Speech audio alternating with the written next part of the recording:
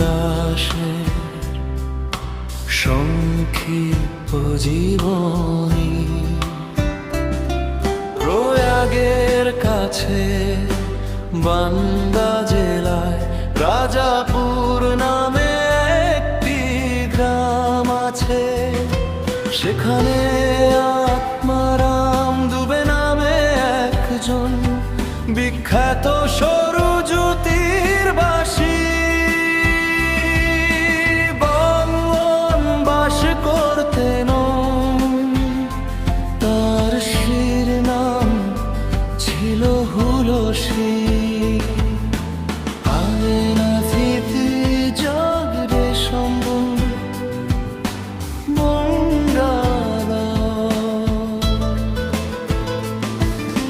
শ্রাবণ শুক্লা সপ্তমী মূলা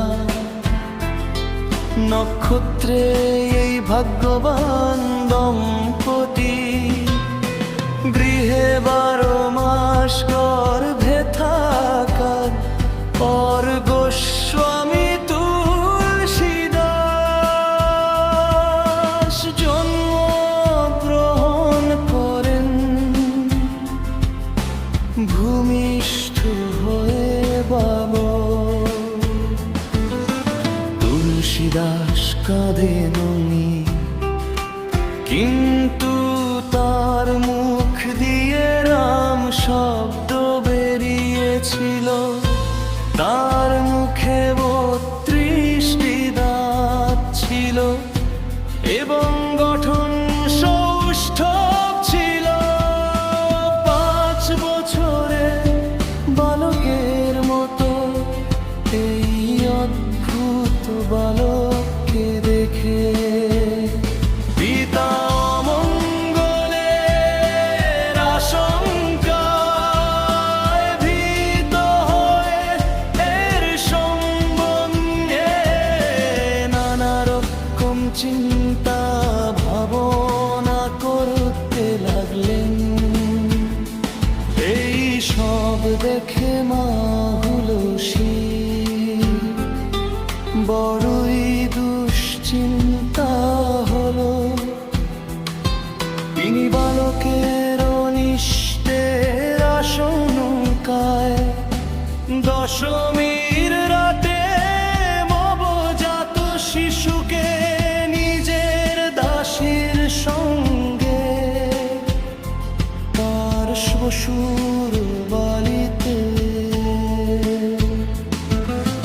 পাঠিয়ে দিলেন এবং পরের দিন তিনি আশার সংসার ত্যাগ করলেন।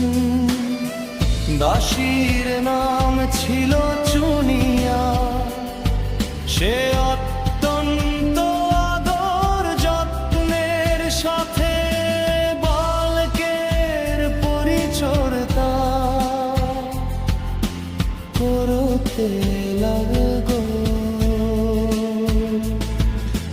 তুলসীদাসের বয়স যখন প্রায় 5.5 বছর, তখন চুনিয়ার মৃত্যু হলো। এবার বালক তুলসীদাস সত্যই অনাথ হয়ে পড়লে। সে এখানে ওখানে ঘুরে বেড়াতে লাগবে বলে বাড়ি দরজায় দরজায় তিরস্কৃত হতে লাগলো। এই সময় জগৎ জননী